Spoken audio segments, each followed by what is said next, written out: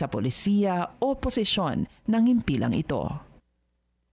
Para sa pinakabago at makabuluhang impormasyon at kaalaman mula sa Ministry of Human Settlements and Development, narito na ang programang MHS Delivers. Hatid ng inyong mga tagapaglingkod na information officers na sina Salembay Abdullah at Juwayriya bin Emran Muhammad kasama si Hamsari Pala. MHS Delivers, sumasahing papawid upang maiparating sa inyo ang mga dapat ninyong malaman ukol sa mga serbisyong pabahay, regulasyon at hanap buhay para sa bawat pamilyang Bangsamoro.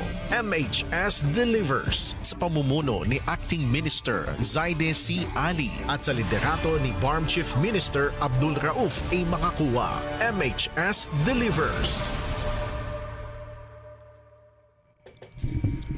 A'udhu billahi minash-shaytanir rajim. Bismillahirrahmanirrahim. Subhanaka la ilma lana illa ma 'allamtana innaka antal alimul hakim. Glory be to you, Allah subhanahu wa ta'ala. We have no knowledge except what you have taught us. Verily it is you, the all-knower, the all-wise. Assalamualaikum warahmatullahi wabarakatuh. Isa ho ang napakaganda, mapagpala at makatahanang umaga ho sa ating lahat. And welcome once again sa ating programang MHS Delivers. Ito ang programa sa radyo na hatid sa inyo ng Ministry of Human Settlements and Development o MHSD, ang tinaguriang housing arm ng Bangsamoro Autonomous Region in Muslim Mindanao. In short, MHSD ang housing arm ng BARM. Ngayong araw na ito ay siyempre Huwebes at tuwing ganitong araw tayo ho ay nagkakasama-sama at nagkakaroon ng interaction online at siyempre sa ere sa himpapawid para sa ating isang oras na programa. Ito ho ay inyong pakikinggan sa DXMS Radio Bida 882 kHz sa inyong mga pihitan. Live po yan at live din ho sa ating Facebook page via live stream. Ang ating Facebook page ay Ministry of Human Settlements and Development -BARM. Yan ho ang ating official page at kayo pa rin ho ay aming inimbitahan kung hindi pa kayo nakakapag-like at nakakapag-follow ng ating page, gawin nyo na po para hindi kayo mahuli sa lahat ng mga impormasyon, updates na aming ibinibigay sa inyo patungkol ho sa ating mga programa, mga proyekto, mga aktibidades, estratehiya, milestones, mga celebrations sa MHSD. Patungkol ho yan sa ating matagumpay na implementasyon ng ating mga programa for the benefit of every Bangsamoro family na nangangailangan ng ating mga serbisyo at tulong mula sa MHSD ng Bangsamoro Autonomous Region in Muslim Mindanao. Ngayon ho ay ika-20 sa buwan ng Agosto taong 2026 at ikapito sa buwan ng Rabiul Awwal 1448 sa ating Hijri calendar. At ito na ho ang ating 285th episode ng ating programang MHS Delivers. Alhamdulillah, nakaabot tayo sa ganito karaming episodes ng ating programa na wala akong hinihiling, walang layunin kung hindi ang gawin kayong updated sa lahat ho ng ginagawa ng MHSD. At syempre, tayo ho ay sinasamahan pa rin ng ating mga kabalay at kapwa homecaster sa ating episode ngayong araw. Mula sa aking kanan, nariyan ang ating kabalay na si Ria na babati na ho sa inyo. Kabalay na Ria, assalamualaikum. Good morning. Waalaikumsalam warahmatullahi ta'ala wabarakatuh. At isang magandang makatahanang umaga po sa ating lahat, sa mga tagapakinig sa radyo at nanonood ng live stream. Ako po ang inyong lingkod, Bangsamoro, Juwayriya bin Emran Muhammad. Aha, in pink and gray. It's gray. May gray pa rin daw, sabi ni Kabalay na Ria. Ang kanilang damit ngayon dahil Huwebes ngayon, shade of gray ang ating uniform color. Diba? Kabalay na Ria. At mula naman sa ating sa ating kaliwa, nariyan ang ating kabalay na si Hamsi, na mabati na rin sa inyo. Kabalay na Hamsi, good morning. Assalamualaikum. Waalaikumsalam warahmatullahi ta'ala wabarakatuh, Ma'am Sally at Kabalay na Ria. At makatanang umaga pa rin po ulit sa ating mga kabalay na patuloy pa rin tumatangkilik sa ating programang MHS Delivers. At welcome po sa aming panibagong episode ng aming programa kung saan isang oras na naman po tayong magsasama-sama para sa mga makabuluhang talakayan at mga bagong kaganapan ng aming ministry. At ako po yung lingkod Bangsamoro, Hamsari Pala, at nagbabalik. Ayan, that's right. Ilang weeks na ba since nawala siya? Parang 2 linggo yata. Yeah. O isa, yeah.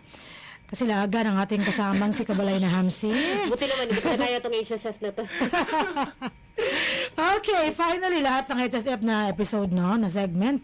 Talaga namang nako, si Kabalay na Ria, thank you so much for saving our HSF for 2 episodes ng ating programang MHS Delivers. At syempre sa kabilang kwarto, nariyan naman ang ating mga kabalay na sina Kabalay na Almansor, Kabalay na Haron, si Kabalay na Sir Rupert sa ating technical side. Maraming salamat sa pag-join sa ating episode ngayong araw na ito.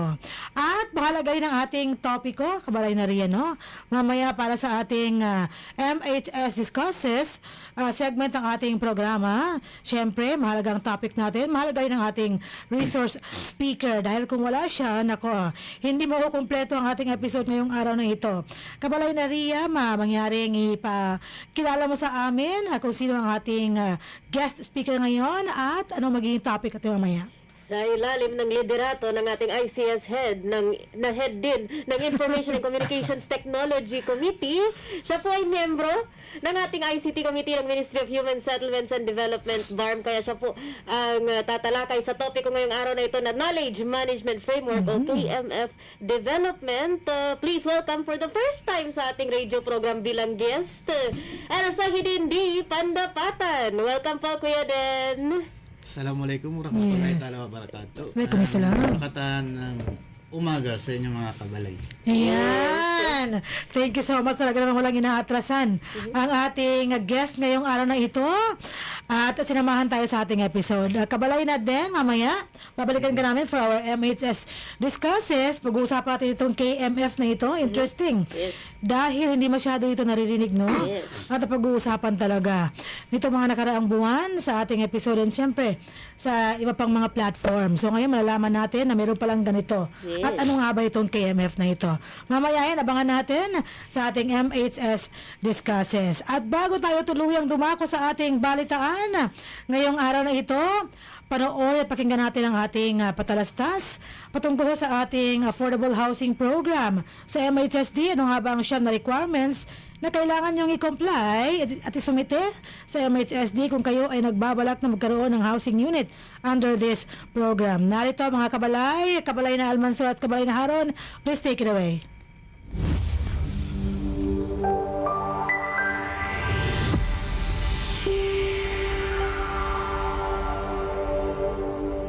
Nais niyo bang magsimula ng bagong buhay sa bagong tahanan? Lumipat sa bagong struktura at bagong komunidad? Empleyado ba kayo ng kumpanya, opisina o may matatag na hanap buhay?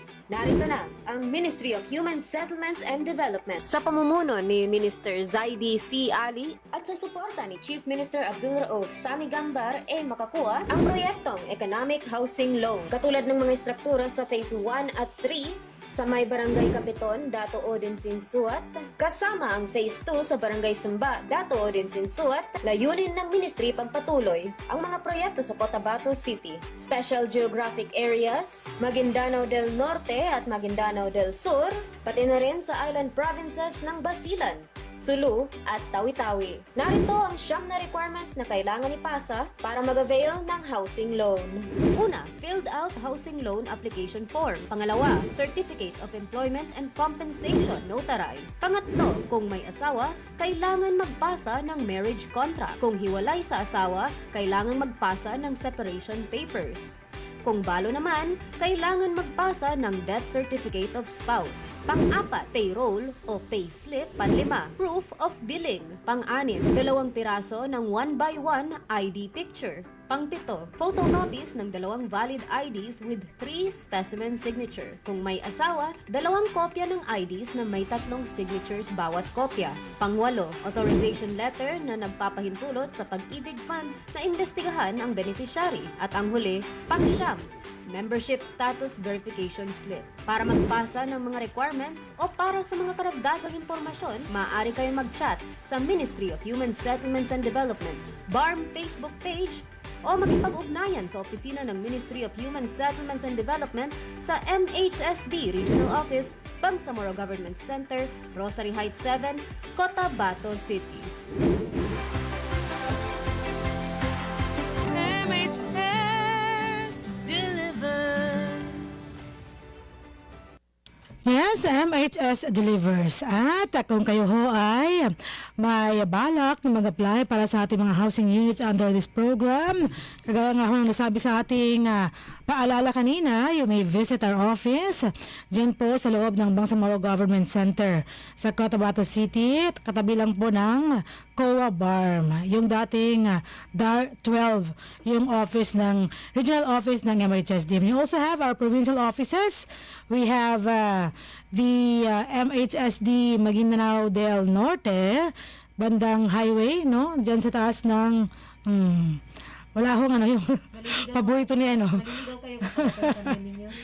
Paborito niya ito na tunohad. Sa taas ng Black Scoop. Ang MHSD, yes. Oo. Natin. That's right. At ang MHSD Maguindanao del Sur ay dyan sa may Dilanggalan Building.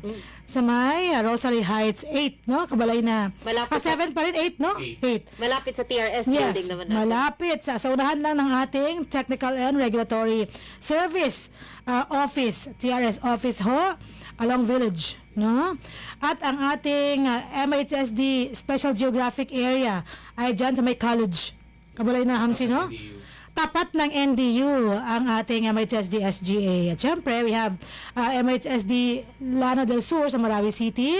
We have MHSD Sulu, MHSD Basilan at MHSD Tawi-Tawi. Yan ho ang ating mga provincial offices. We also get in touch with our mga kabalay dito ho sa mga provincial offices na ito. At syempre, ang ating housing units ay located dyan ho sa may Barangay Samba, Datuudin, Sinsuat, Maguindanao del Norte. At ilan sa ating mga takers, no, aplikante kabalay na RIA ay nariyan na nakapag nakauwi na ho sa kanilang mga bahay at na-enjoy na lang kanilang mga pamamahay ngayon. Mashallah, alhamdulillah.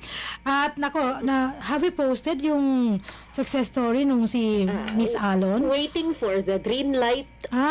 Okay. Sige. Nako, ang ganda ng kanyang istorya at enjoy na enjoy siya sa pag-ayos ng kanyang housing unit dyan po sa may Barangay Samba, Datuudin, Sinsuat, Maguindanao del Norte. At dahil dyan, tayo ho ay dadako na sa ating balitaan ngayong araw na ito para sa ating 285th episode ng ating programang MHS Delivers ngayong August 20, 2026 at Rabiul Awal 7, 1448 sa ating Hijri calendar. Narito ang ating mga balita.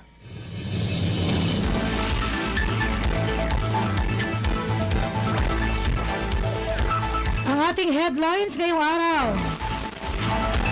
Chief Minister Makakua at Minister Ali nagkaisa sa pinagsamang pagsisikap ng BARM para sa isang mahusay at mapayapang halalang parlamentaryo.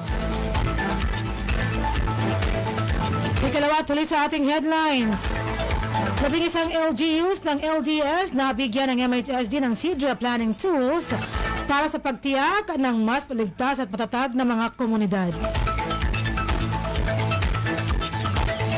Para sa detalye ng ating unang balita, Chief Minister Makakua at Minister Ali nagkaisa sa pinagsamang pagsisikap ng BARM para sa isang mahusay at mapayapang halalang parlamentaryo.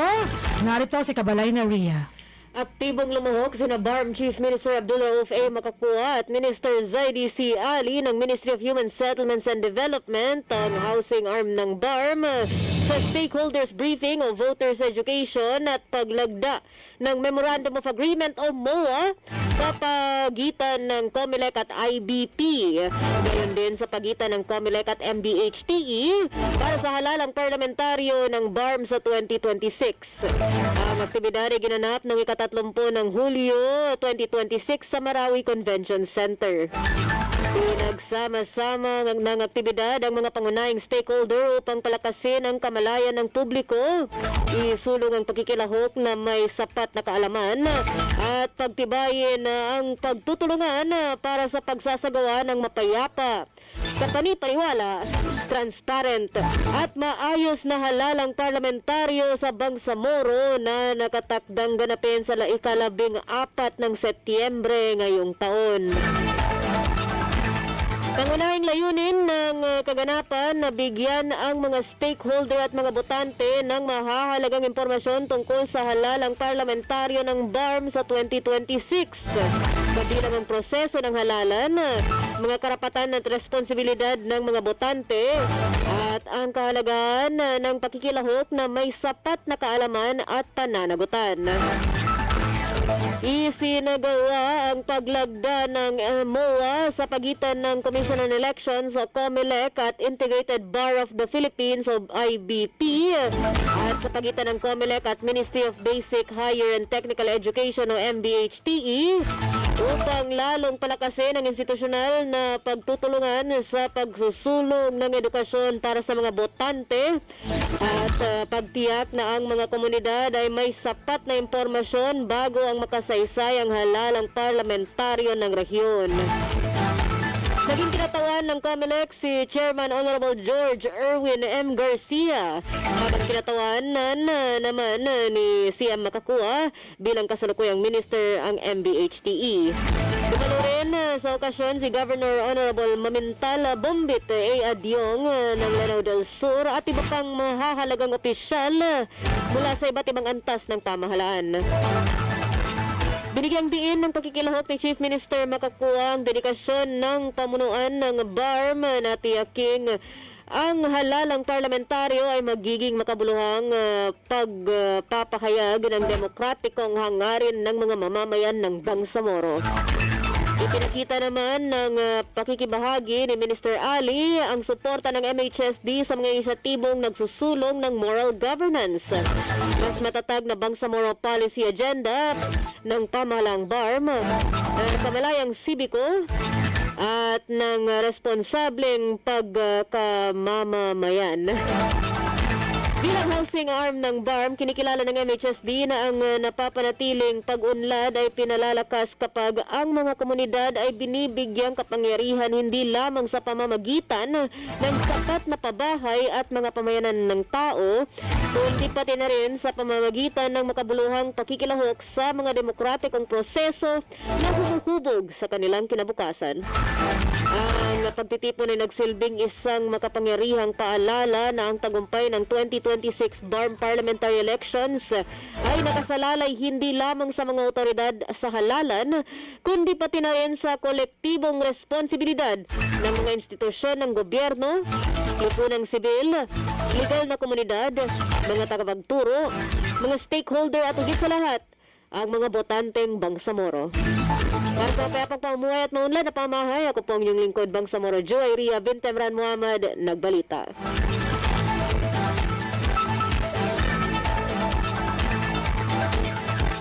Maraming salamat Kabalay na Ria sa detalye ng ating unang balita. Samantala, 11 LGUs ng LDS nabigyan ng MHSD ng CDRA planning tools para sa pagtiyak ng mas ligtas at matatag na mga komunidad. 11 local government unit o LGU sa Lanao del Sur o LDS ang sumulong sa pag-update ng kanilang Comprehensive Land Use Plan o CLUP at Zoning Ordinance o ZO at nakapagsimulang isama at gawing bahagi ng kanilang mga plano ang Climate and Disaster Risk Assessment o CIDRA. Ito ay sa pamamagitan ng komprehensibong teknikal na tulong na ibinahagi ng Ministry of Human Settlements and Development o MHSD, ang housing arm ng BARM, noong Agosto 11 hanggang 13 taong kasalukuyan sa Deluxe Hotel, Cagayan de Oro City. Ang aktibidad ay inorganisa at pinangasiwaan ng Environment, Land Use and Urban Development Division o ELUD sa ilalim ng Technical and Regulatory Service o TRS, katuwang ang MHSD Lanao del Sur. Dumalo sa kaganapan si Minister Zaidi Ali at ipinakita ang kaniyang patuloy na suporta sa pagpapalakas ng kakayahan ng mga kawani ng mga LGU upang mabuo ang kanilang pangunahing plano o mother plans para sa kapakanan ng mga komunidad sa bawat munisipalidad. Sa kanyang mensahe, ang gawaing isinasagawa sa pamamagitan ng workshop na ito ay mahalagang bahagi ng ating pinagsama-samang pagsisikap na mapabuti ang mga pamayanan at lokal na pag-unlad, diin pa ni Ministro Ali. Sa kabuuan ng training workshop, ang mga kalahok mula sa mga LGU ng Balabagan, Bubong, Ditsaan Ramain, Kapay, Maging, Malabang, Masyo, Pikong, Poona Bayabaw, Sagyaran at Tamparan ay lumahok sa serye ng mga komprehensibong lecture at workshop na inihatid at pinangasiwaan ng mga tagapagsalita at facilitator mula sa MHSD. Kabilang sa mga lecture ang overview of climate disaster risk assessment and land use at developing the exposure database planning ni Ali Makadaag, Housing and Homesite Regulation Officer 4. Understanding the fundamental concepts, terminologies, and principles of climate change ni Engineer Johari Makapantar, Administrative Aid 6. Collecting and organizing climate and hazard and summarizing findings, major decision areas ni Marjan Saminodin, Project Development Assistant. Scoping the potential impacts of hazards and climate ni Geodetic Engineer Alexis Beltran. Conducting climate change vulnerability assessment ni Benjamin Alangka, Provincial Director ng MHSU Lano del Sur. At Climate Disaster Risk Assessment Policy Intervention ay pinaliwanag ni Attorney Janiza Makapantar, Chief ng Environment, Land Use and Urban Development Division.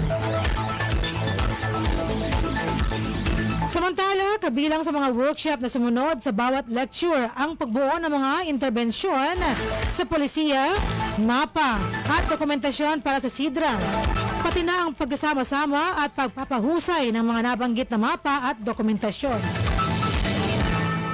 Iniulat ng mga kinatawan mula sa 11 LGU ang mga output ng kanilang nabuo sa harap ng pangkat ng MHSD na binubuo nila Director Suharto Wahab ng TRS, Pili Alangka, Chief Attorney Makapantar at iba pang mga resource speaker.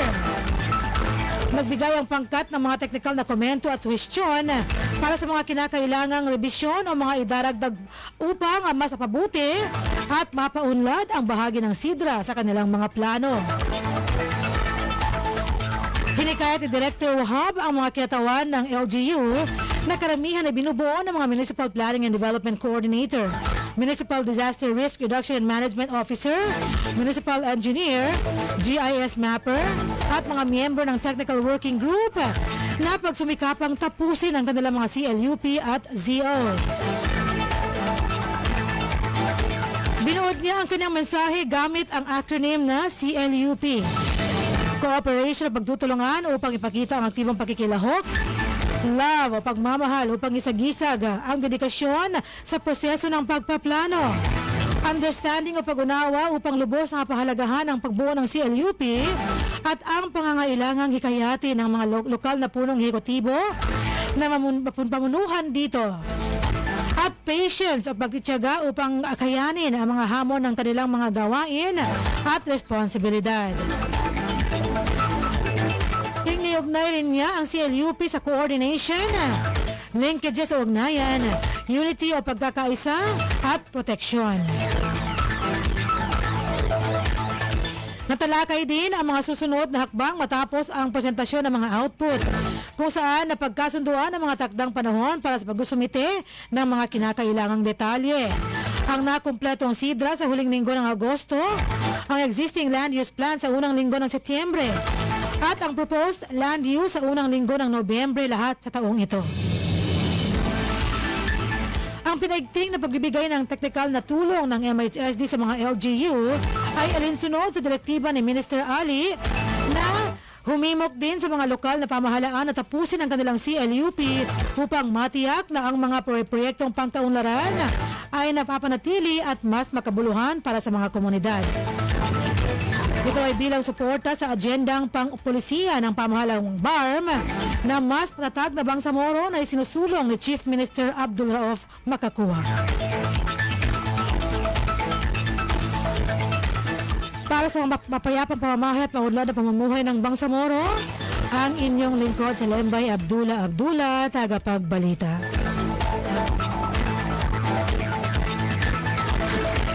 At sumayin niyo ang ating mga balita ngayong araw na ito para sa ating 285th episode ng ating programang MHS Delivers. Magbabalik tayo para sa ating IPH at ang ating HSF. Kasama na rin ho ang ating MHS Discusses. Pagkaraan lamang ng ating mahikli subalit napakahalagang paalala patungkol ho sa ating resettlement housing program. Kabalay na Almanso at Kabalay na Haron, please take it away. Mga biktima ng hidwaan, kalamidad, kalamidad, mga internally displaced persons o IDPs, mujahideen at kanilang pamilya, at indigenous people. Sila ang mga beneficiary ng resettlement housing projects ng Ministry of Human Settlements and Development na libreng makakabenepisyo sa mga nangangailangang beneficiaryo. Sa ilalim ng Bangsamoro Appropriations Act 2021, tinututukan ng MHSD ang pangangailangan sa mga pabahay ng mga nangangailangan pero hindi pa kaya.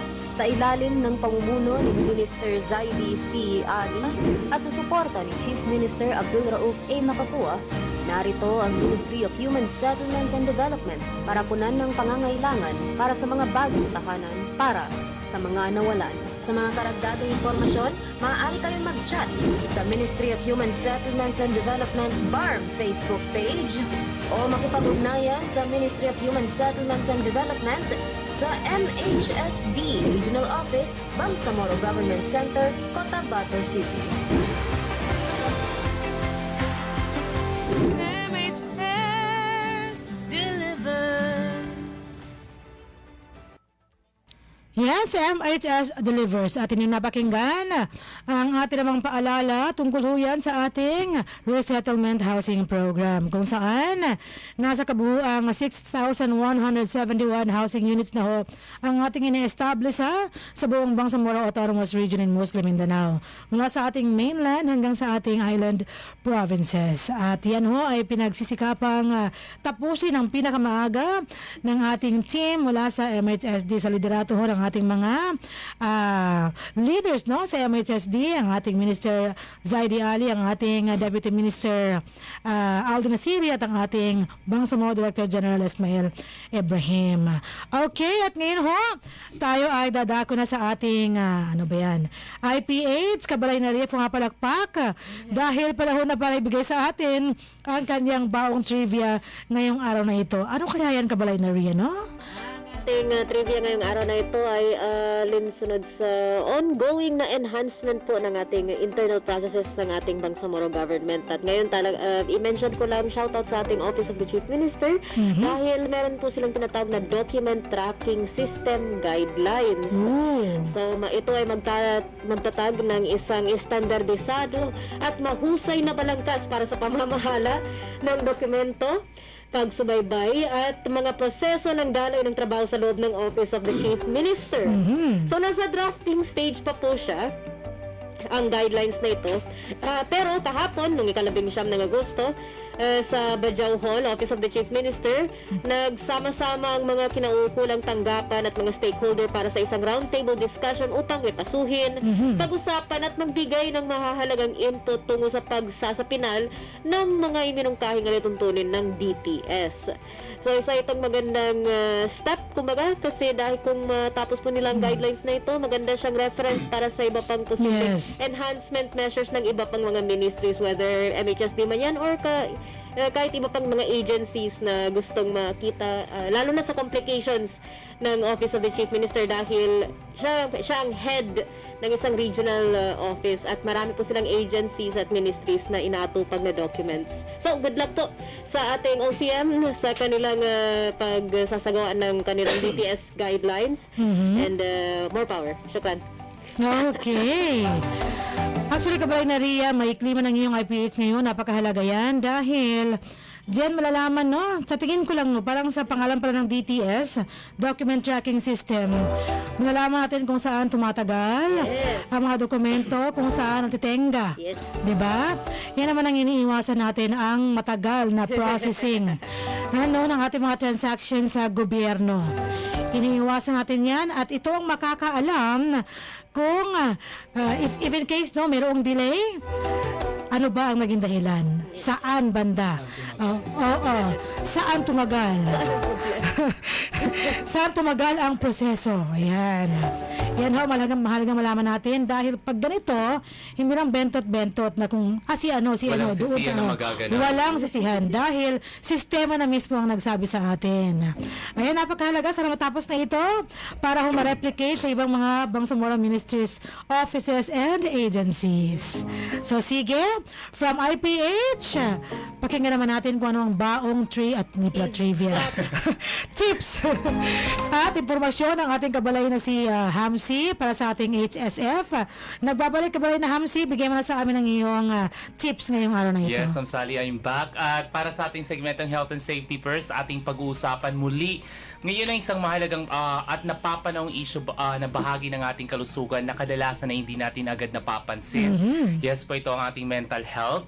At sa mga nangyaring insidente na karahasan sa ilang paaralan at komunidad, hindi lamang physical na kaligtasan ang dapat nating pagtuunan ng pansin. Ang ganitong mga pangyayari ay maaaring magdulot ng matinding takot, lungkot, anxiety at trauma sa mga direktang nakakaranas nito, pati na rin sa mga estudyante, guro at magulang at buong komunidad actually.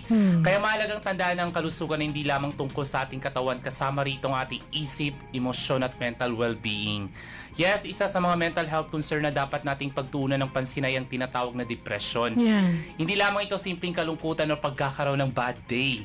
Maaari itong makaapekto sa paraan ng pag-iisip, pakiramdam at pang-araw-araw na gawain ng isang tao.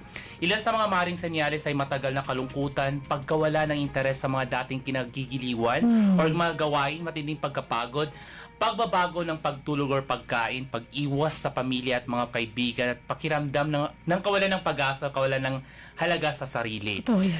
Yes, may mga nauugnay ba ito sa mga hindi magandang gawain? Kapag may mga insidente ng karahasan o iba pang mga hindi magandang gawain, minsan ay napag-uusapan natin kung paano ang taong gumawa nito ay maaaring may pinagdaraanan sa kanyang mental or emotional health. Posible ng isang tao ay nakakaranas ng matinding stress, trauma, depression at emotional distress o iba pang mga mental health concern, pero mahalagang linawin din natin na hindi naman natin maaaring agad sabihin na ang isang masamang gawain ay patungkol or dahil ito sa mental illness.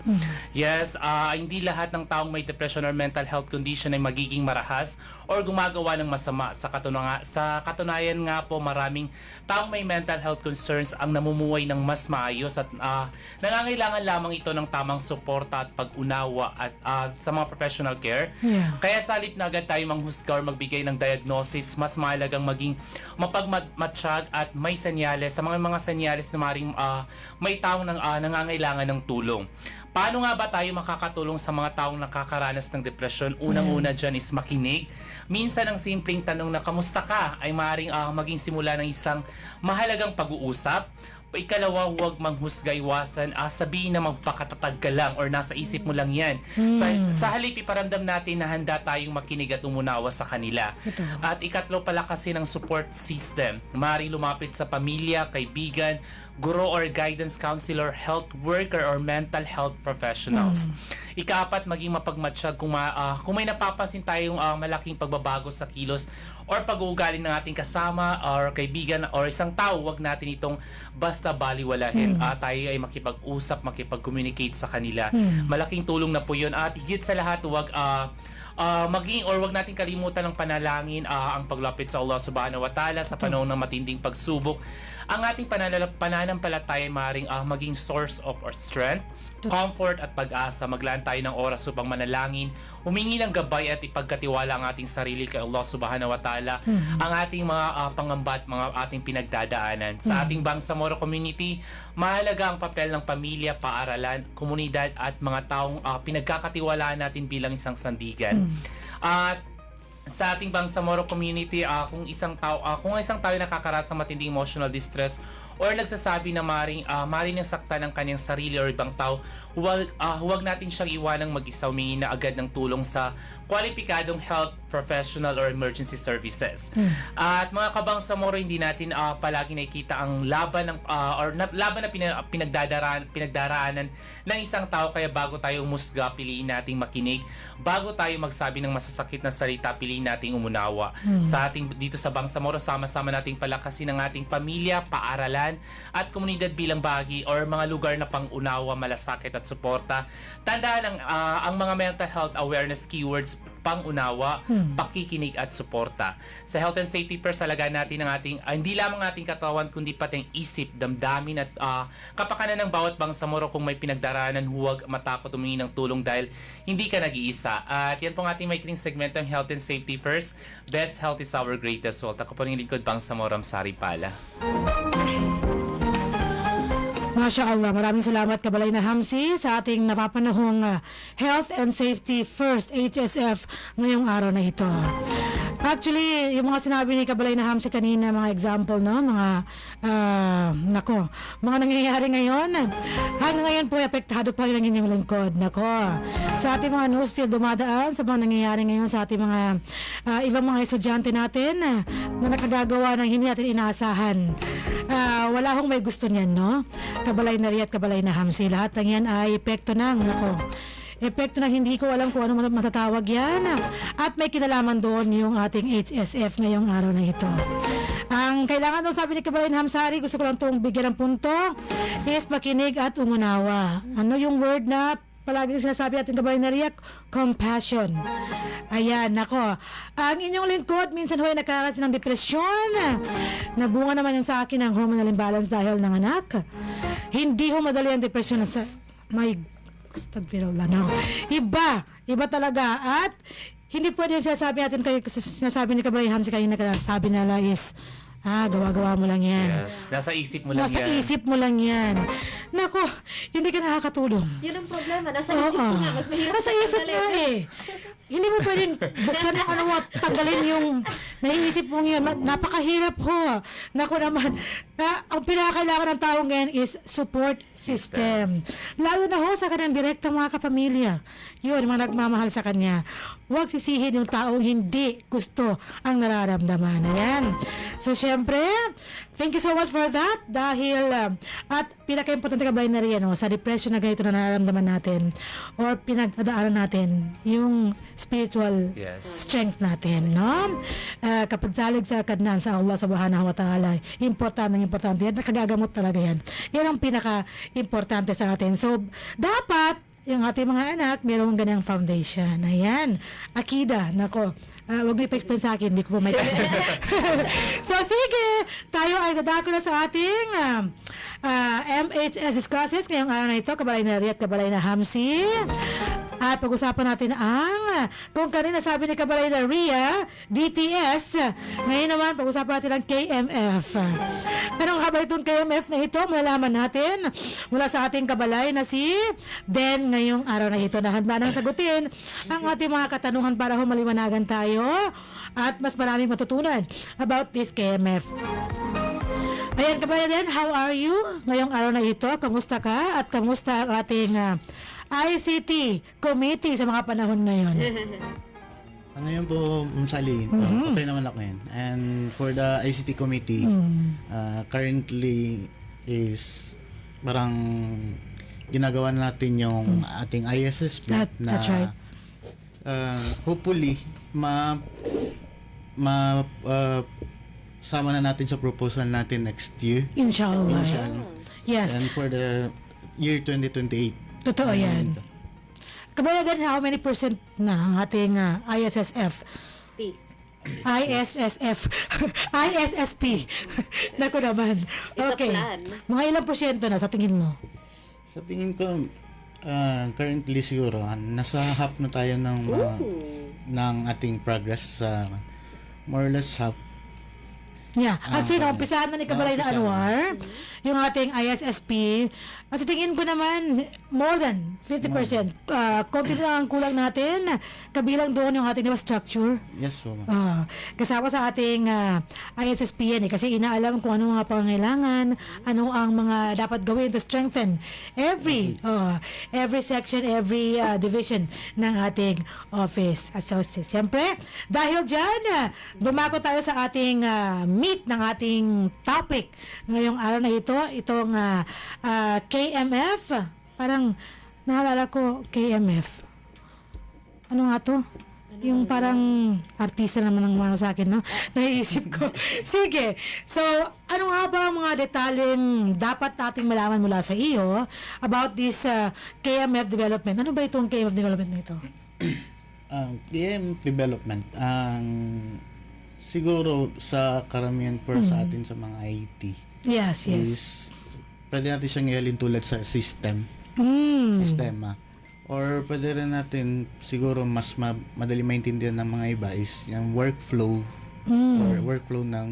or flow chart ng office. Pwede Okay. siyang i-kandoan. Ano ba ang KMF? Stands for? Knowledge Management Framework. Oh, okay. Knowledge Management Framework. So, kung itagalize natin kabalay na Ria, pamamahala ng kaalaman. Kaalaman. No? Ano yung framework sa Tagalog? Hindi ko alam. Ang framework sa Tagalog. Kaway na si help. Yan naman ay makukuha natin kung merong available na Tagalog, no? Sa ating internet. Ayan. Balangkas. Ay, balangkas. Para siyang skeleton, no? Di ba? Skeleton. Mga ganyan. Banghay. Outline. Baskagan. Ay. Bastidor. Ay, mas lalong lumalim. Okay. So, sige. Ano ang pinaka-purpose, pinaka-layunin ng KMF kabalay na din? Ang pinaka-purpose nito is yung para ma-capture yung mga institutional knowledge, retain public data, and deliver services. Ayun. Para sa ating mga bangsamoro. Ang pinaka nito is yung pag-retain ng data eh. Usually, sa mga offices is may mga napopromote or umalis Okay. kasi may opportunity sa iba. Ang pinaka-problema ng bawat offices Yeah. is yung knowledge na na-acquire niya during his time sa office is Hindi documented, hindi documented at hindi niya naibahagi para sa next na Totoo yan. papalit sa kanya. Correct.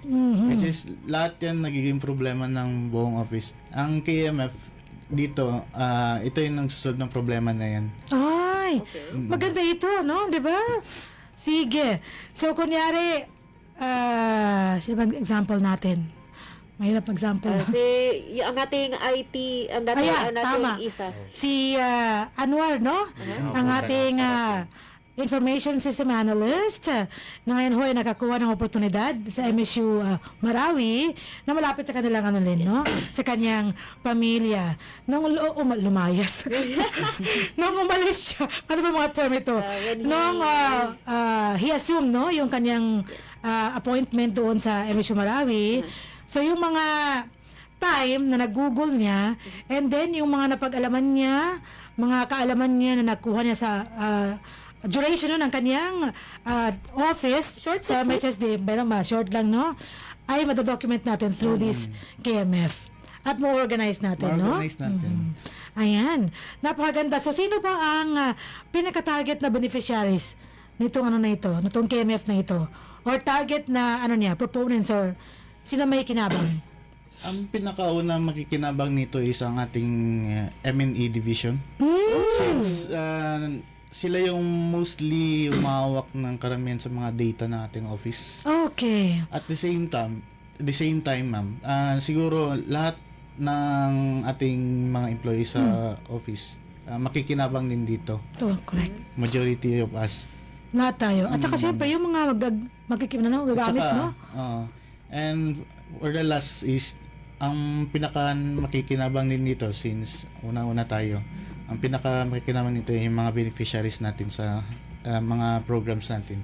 Correct. Tama yan, no? Kasi ma-share natin itong mga kaalaman na ito in an organized way. At saka kompleto kabalay na Ria.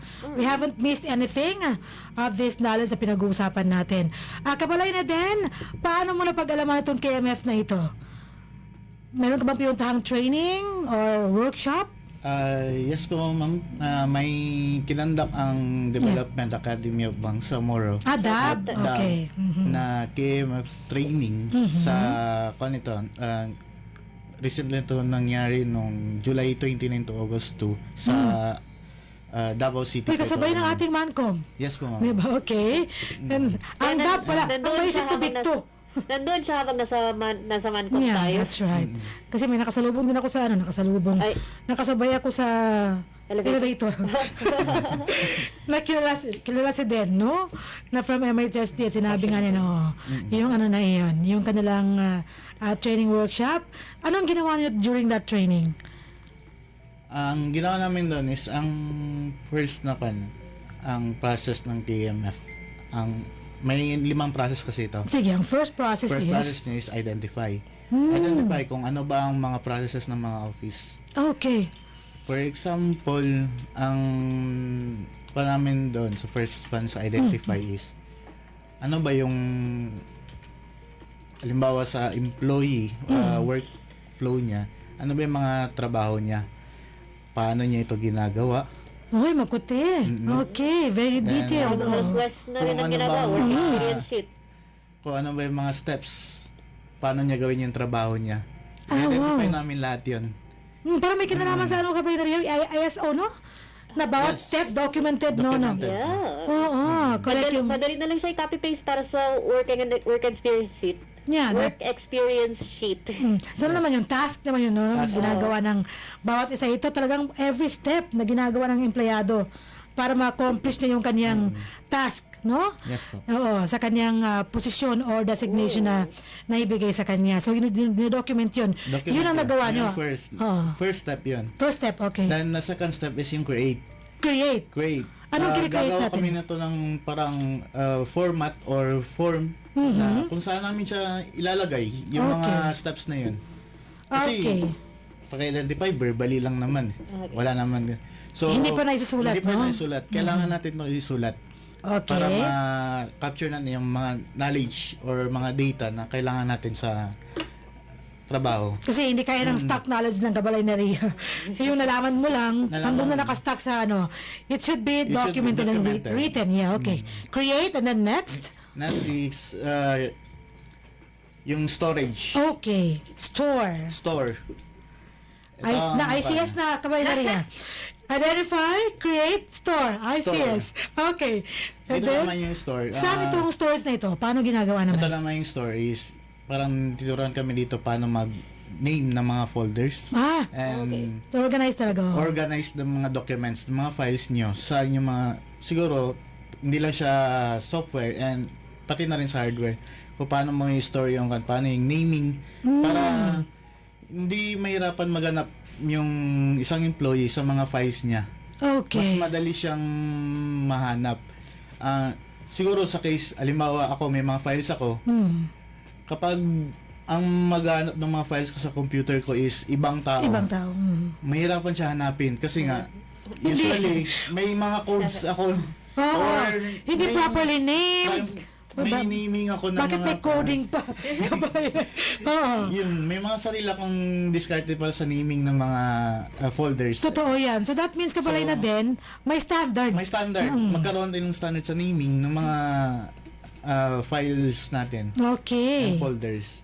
Dapat lang kasi pag-aari yan ng gobyerno, hindi mo natin Yes. pag-aari yung mga datos at mga impormasyon natin kinikreate sa ating mga ahensya.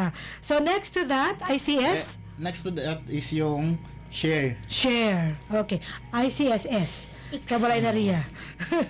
Ano tong share naman Kabalay na din? Ito yung share is yung ina-identify natin kung sino ba yung mga pwedeng mag-access ng mga files natin. Okay. Hindi kasi lahat pwede silang mag-access.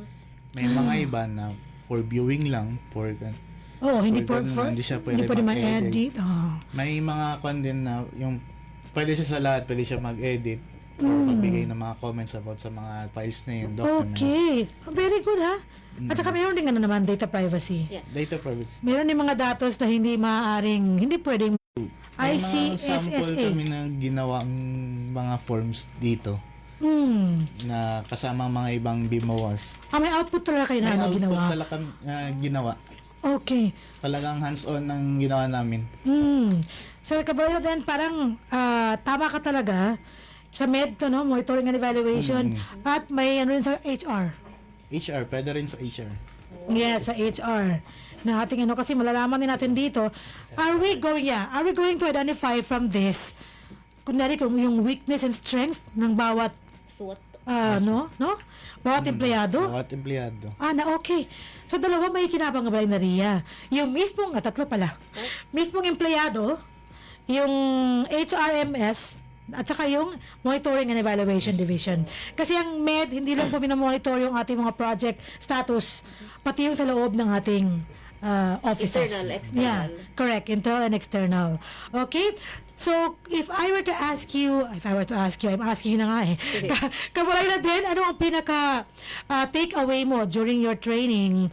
Ano yung nakuha mong pinaka-importansya, no? At talaga namang tumatak sa iyo during the KMF training na inyong sinalihan? Pinaka tumatak sa akin nun, Sally, yung sinasabi nung speaker namin na yung tacit knowledge. What's tacit, Kabay Maria? Tacit knowledge. Ano yun? Ano ito? Ito yung mga know-how mo na skills or mga expert experience na nalalaman mo during your time sa office. Sa office. May mga na-acquire ka na mga skills na hindi siya na-document, hindi rin siya alam ng mga iba. Parang yung mga iba is natutunan mo din sa ibang mga co-worker mo, co-employees. Or through your training? Through your training or siguro since mahilig ka magtanong siguro sa mga paano gawin itong mga bagay nito, may mga knowledge kang natututunan on the process. Yun yung tacit knowledge na parang hindi siya tinuturo. Parang ikaw na mismo ang nakaisip or nakadiscover or natutunan mo rin sa iba na mga tacit knowledge nila. Totoo. Na yan yung isa sa mga importante na parang hindi natin nakukuha. Totoo yan, Hindi no? natin nadodocument yan eh. Correct. At yan ay nag-remain na nasa isip lang o nasa tao lang all these years na hindi na-document. Hindi na-document. Hindi na-document, hindi na-store, hindi na-organize, hindi na-share. Sa ibang dapat din na makaalam nitong mga kaalaman na ito. Nag-getching na kung itong KMF Kabalay na rin. I'm sure, kayong dalawa ni Kabalay na Hamsi ay nalaman na rin, no? Na-internalize ko ano abang kahalagahan itong KMF na ito. So, Kabalay na din, ano ang ways forward mo or nung team na naka-attend ng anong next sa inyong grupo na naka-attend itong ating KMF? Ang next po na nung tinanong namin ng organizer Ang taas DAB, ng DAB is ang implementation na po. Paano yun? We're going sa implementation. Siguro babalikan nila kami kung from the output namin nung tong KMF Development Part 2, Okay. kung nagawa na ba namin to.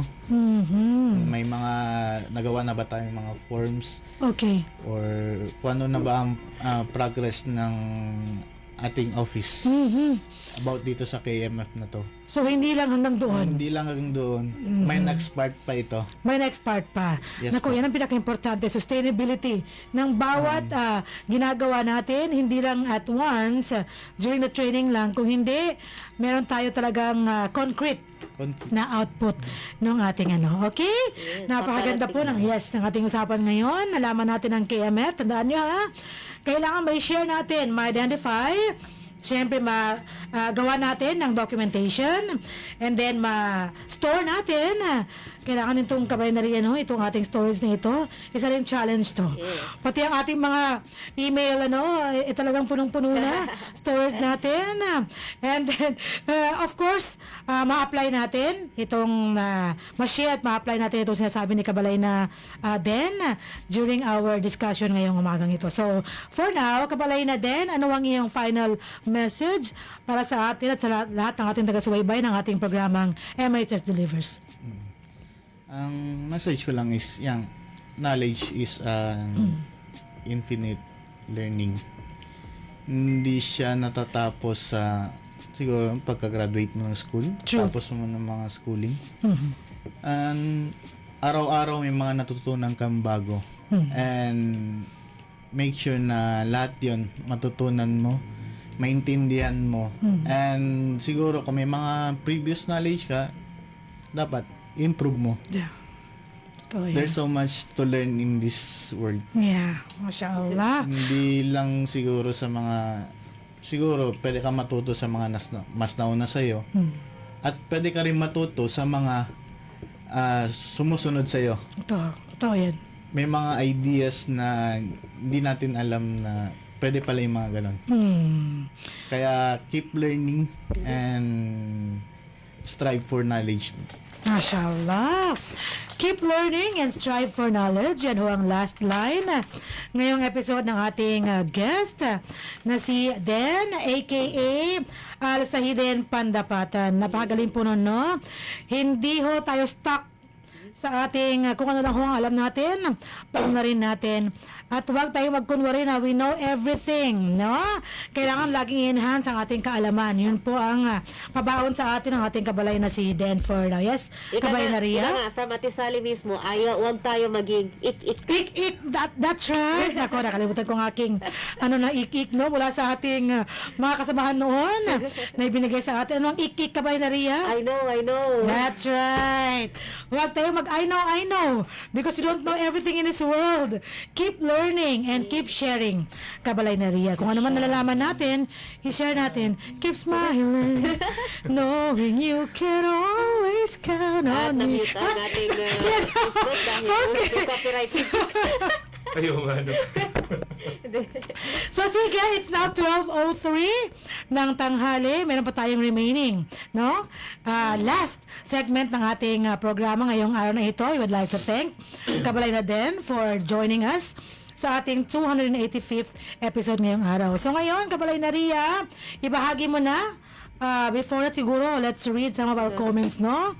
May mga mahalagang comments tayo rito. Kabalay na rin before your KKK. Umpisahan mo na. Una, from our technical side, nandiyan sa kabilang kwarto, ang sabi ni Haron Taib Tahir Maun, salam Kabalay, good morning, go, Bangsamoro Kabalay. Mashallah. Salamin sa inyo dyan.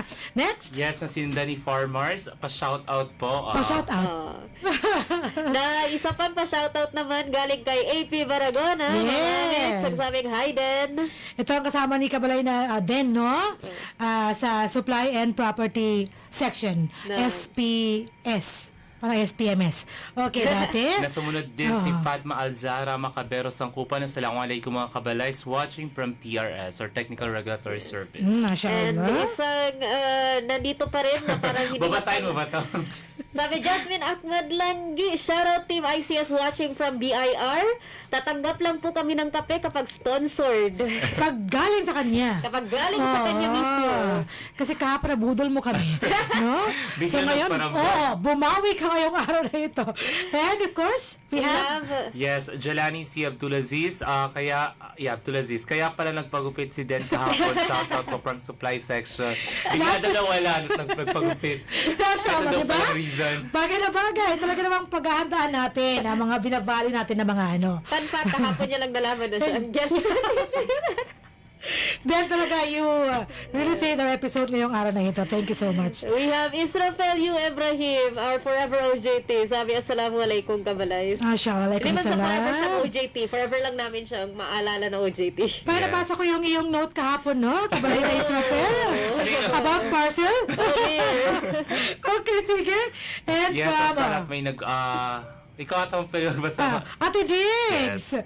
Kadigyan Akbar Abdullah, magandang tanghali, Miss Sally. Watching, ito ang aking main anchor. Oh. Noong mga panahong ako po ay farmcaster. Nung Okay, panahon na- homecaster, farmcaster naman tayo dati. Yung panahon na si Ate Sally yung co-host.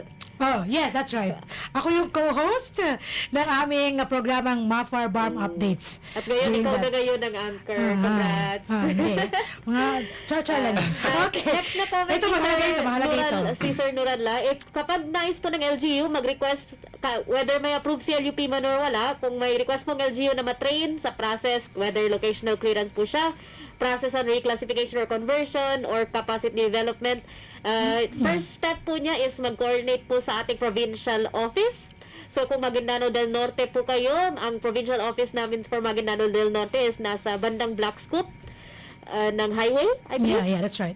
So, nasa top floor po siya ng building. Kung nais niyo po silang i-coordinate, sila, from there, pwede po tayo mag-usap kung kailan po ang dates, kailan available ang budget, kung sino bang mag-sponsor, MHSD or kayo, and iba pa.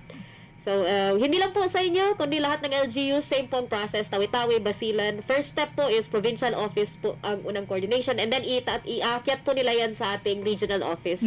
Sa ating regional office, pwedeng sa ating Environment, Land Use and Urban Development Division. Yes, especially, Ilod. specifically Ilod. Under TRS. And, thank you, Kabayan Maria. Last but not the Yes, least, Nash Marom, salam watching from Iligan City. Nas Maruhom, a.k.a. Billy. Sir Billy. Billy. Hindi po yung Billy na ano ha, yung sa horror movie na ano. Okay. Sabi ni Sir Norala, noted po. Thank you. Shukran, Thank you po sa mashallah.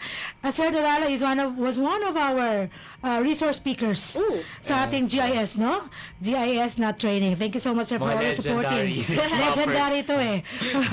Mappers talaga namang ang ganda ng output, and you can see all his output sa kanyang Facebook and some other documents kung saan siya naging kabahagi. Okay? At dahil dyan, Kabalay na Ria, ibigay mo na sa amin ang ating Magic 3 questions para sa ating KKK ngayon. Assalamualaikum warahmatullahi ta'ala wabarakatuh. At para sa ating segmentong KKK, kung saan ang inyong kasagutan sa aming katanungan ukol sa kaalaman ng ating programa ang posibleng magpapapanalo sa inyo ng 100 peso load. Ipadala lamang ang tamang sagot sa numerong 0955-799-4778. That's right. Muli, 0955-799-4778. Aha. So at hindi na magpatumpik-tumpik pa, ang ating unang tanong ay sa proseso ng knowledge management framework, ano ang ating pangalawang step? So apat na steps po ang process ng ating KMF na binigay ni Kuya Den. Ibigay ang pangalawa. 5 steps. Ang 5 steps. Ano po? 5. May A pa sa huli. Sige. Okay. Sa pangalawa. Yung pangalawa ang ibigay ninyo. Yung pangalawa. Okay, So, next. 5 steps, give me the second. Second question, sa tatlong makikinabang sa ating KMF, isang division, isang section, at isang pagbigay lamang ng isa, sino-sino yung mga yan? Diba? Binanggit ni Kabalay na Den yun kanina. At sinuportahan natin. Sige. At pangatlo, dumalo, nakibahagi, nakilahok si Kuya Den sa isang training tungkol sa KMF makamakailan. Tama ba? Kamakailan, yeah. Kamakailan. Kamakailan. Sige. May mamito talaga dito. Okay. Ibigay ang agency na nag-sponsor sa training na iyon. So, kahit 3 letters lang, tanggapin ko. Basta tama yung tatlong letters na yun. Wag ABC. maiba yung ano ha. Wag maiba yung sa gitnang letter. Hirap na kung mag-iba na yung isang letter doon. Pareho lang 3 letters pronunciation na pero sige, okay? So, Again? ulit, ang ating first question. Sa 5 steps ng ating proseso, ibigay sa akin ang pangalawa. Sa 3 magbe-benefit sa ating KMF, magbigay lamang ng isa. At sa training na kilahok si Kuya Den, ibigay ang sponsoring agency na nag-lead sa activity na iyon. Okay, and text Ipadala line? na po ang inyong tamang sagot sa numerong 0955-799-4778. Okay, so text na. Nag-aabang ho ang ating Kabalay na si Ria sa inyong mga tamang sagot para sa ating KKK. At Ngayon dito pala, si Mansur. ngayon pa lang, ay, congratulations na sa ating magiging winners itong ating KKK portion ng ating programang MHS Delivers. At atin na hong nakompleto, Kabalay na Ria at Kabalay na Hamsit, Kabalay na Den, and the rest of our Kabalays sa kabila and sa buong mundo ang ating episode ngayong araw na ito. At dahil dyan, kailangan na ho natin mapaalam sa ating episode ngayong araw. Sa ngalan ng ating napakabubuti at napaka-supportive na leader sa MHSD, ang ating Minister Zaidi Ali, ang ating Deputy Minister Aldi Nasiri, at ang ating Bangsamoro Director General Esmail Ibrahim, at sa buong kawanihan ng MHSD, at sa ngalan nina Ako po ang inyong lingkod Bangsamoro, Joeria Bintebran Muhammad. At ako po ni lingkod bang sa Moram Sari Palat sa ating mga kasamahan sa ICS, Sir Datuno Zaydaud, Sir Elman Suarez Ugaw, Sir Haron Maon, Sir Jeffrey, or Sir Rupert, maraming salamat po sa pagsama sa amin sa episode na ito. Change na sila. That's right. Thank you so much Sinibago. sa inyong Sino? lahat-lahat. Sa sa Sir ating Don. nag-join sa ating episode ngayon.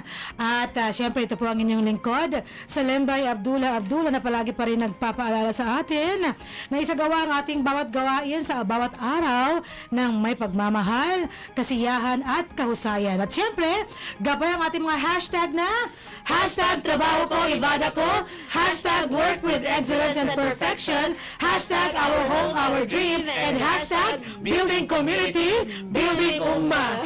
At yan ang ating episode ngayong araw na ito. Kami ho ay nagpapaalam na, wabillahi taufiq wal hidayah, with Allah comes all success and guidance. Kami ho ay palagi pa rin bumabati sa inyo ng Assalamualaikum warahmatullahi wabarakatuh.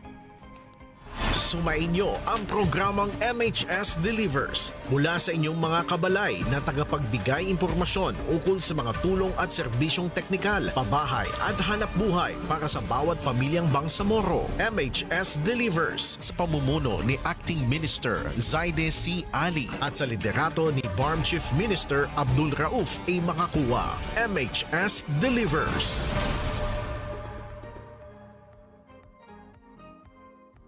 Ang mga pananaw at opinyon na ipinapahayag ng mga tagapagsalita at mga panauhin